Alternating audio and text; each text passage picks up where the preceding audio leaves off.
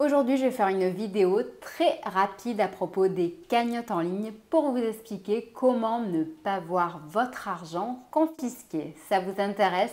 Regardez bien la vidéo jusqu'au bout. Bonjour, je suis Steph et présente la chaîne de comparateurbanque.com qui compare, synthétise et analyse les offres des différentes banques, néobanques et fintech pour que vous fassiez des économies sur vos frais bancaires et que vous soyez informé des dernières innovations fintech.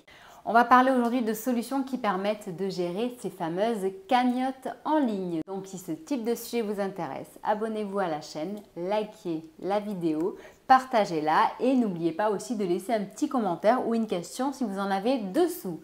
Pensez bien également qu'entre la vidéo et les questions se trouve un descriptif. Dans celui-ci, vous aurez le lien vers l'article qui sera plus complet que cette vidéo, ainsi que le lien vers toutes les solutions dont je vais vous parler dans quelques minutes.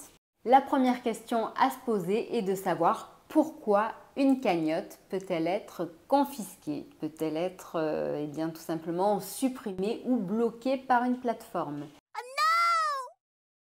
Nous avons certainement tous en tête cette cagnotte de l'affaire Naël qui a été bloquée ou encore celle du convoi de la liberté au Canada l'an dernier également qui a été complètement supprimée. Donc c'est pour éviter de vivre et de subir ce même scandale complètement injuste que je fais cette petite vidéo et j'espère qu'elle va bien vous aider.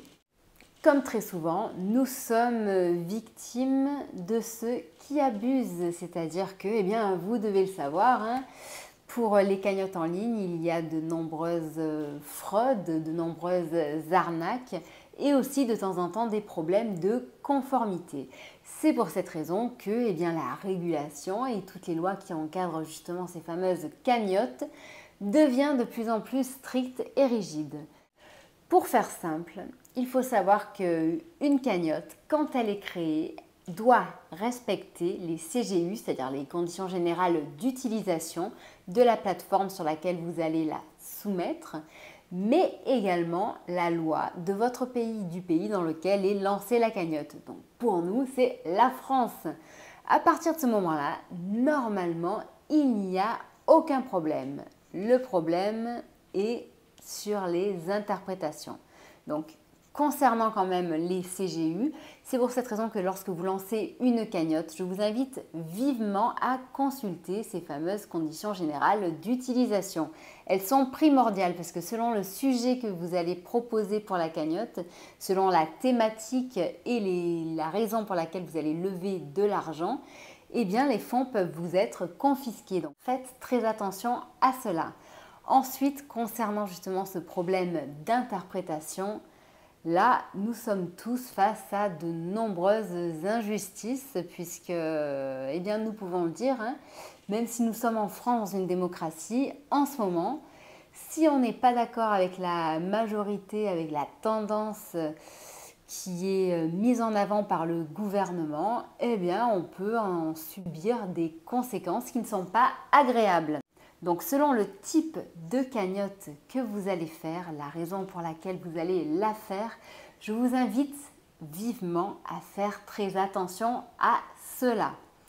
Si jamais votre cagnotte est justement borderline, voilà, il y a plusieurs options qui s'offrent à vous. Je vais vous en présenter 4 en fin de vidéo. Pour le reste, pourquoi pas peut-être choisir des solutions qui sont moins facile d'utilisation, mais où normalement les fonds ne devraient pas poser problème avec potentiellement donc un compte PayPal, ou alors essayer aussi peut-être de récolter les fonds en crypto. Là, normalement, il n'y aura pas de problème. Si maintenant nous revenons sur le constat de ces fameuses cagnottes qui ont été bloquées. Donc on pense par exemple à la cagnotte pour l'affaire Naël, ou bien d'autres encore qui ont été connus pour avoir été bloqués. Généralement, on se trouve sur des cagnottes qui sont hors de France. Je pense par exemple à Litchi qui a été racheté récemment justement par une société américaine ou GoFundMe.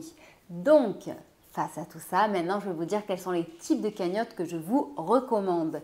Nous en avons étudié de nombreuses Et eh bien sur notre site, vous avez le classement justement des meilleures cagnottes. Je vous le mettrai le lien en dessous de la vidéo, donc en plus du lien de cet article qui sera bien plus complet, où je détaille justement les différentes affaires, les différents scandales, où j'explique les raisons des blocages. Mais là, je ne suis pas là pour ça, je suis là vraiment pour aller droit au but et vous dire quels sont les problèmes que vous pouvez rencontrer, quelles sont les solutions que vous pouvez utiliser à la place et donc justement quelles sont les cagnottes que vous pouvez utiliser.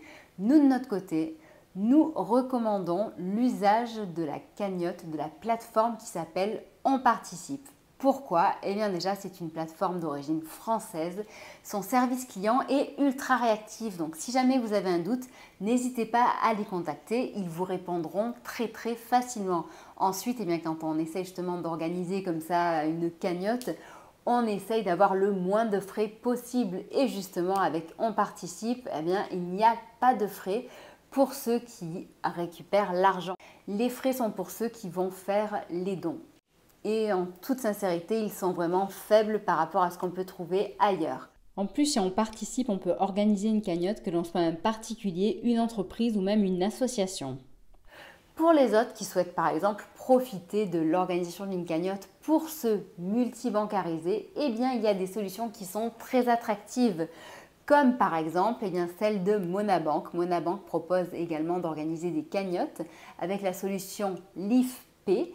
En sachant que chez Monabank justement, eh bien pendant tout l'été pour les nouveaux clients, vous avez droit à une prime qui va jusqu'à 120 €. Donc c'est quand même assez sympathique.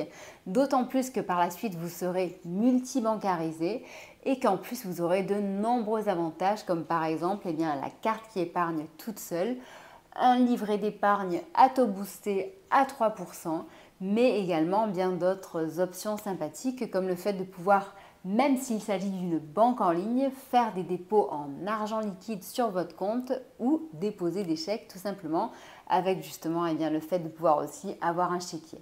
Bref, Monabank est une solution idéale pour se multibancariser, mais elle peut aussi très bien remplacer votre banque classique traditionnelle et elle sera toujours bien moins chère.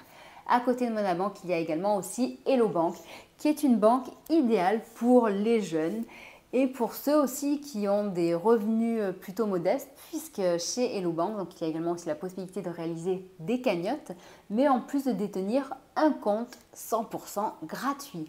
En revanche, si vous avez un petit peu d'argent à dépenser et que vous souhaitez justement des services boostés avec des plafonds supérieurs, des garanties et des assurances supérieures, eh bien vous avez le compte Hello Prime, qui est en ce moment à 1 € par mois pendant 3 mois, accompagné d'une petite prime sympathique de 80 € pour les nouveaux clients.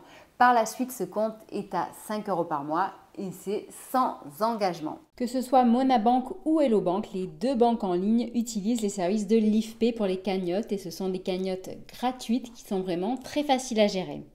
À côté de ça, vous avez encore une dernière solution qui s'appelle My French Bank, qui est une néobanque issue de la banque postale. Il s'agit donc d'une néobanque moins chère qu'une banque classique et bien plus rapide où tout se fait en temps réel depuis l'application. Pour les cagnottes, elle utilise les services de Let's Cagnotte, qui est également une solution simple, intuitive et sans frais. J'en parle dans d'autres vidéos également sur le site Comparateur Banque. N'hésitez pas à puiser des informations sur ce site qui est une véritable mine d'or. J'espère que cette vidéo vous aura intéressé, surtout qu'elle vous aura aidé à ne pas faire d'erreur pour ne pas perdre votre argent. J'espère également que eh bien, vous allez décider de vous abonner à cette chaîne. Vous pouvez également nous suivre sur Facebook, Twitter, Instagram, LinkedIn. Ça vous permettra de connaître toutes les actualités que nous diffusons sur notre site. Vous pouvez également, bien entendu, aussi suivre notre site tout simplement. Je vous souhaite une très bonne journée et je vous dis à bientôt. Au revoir.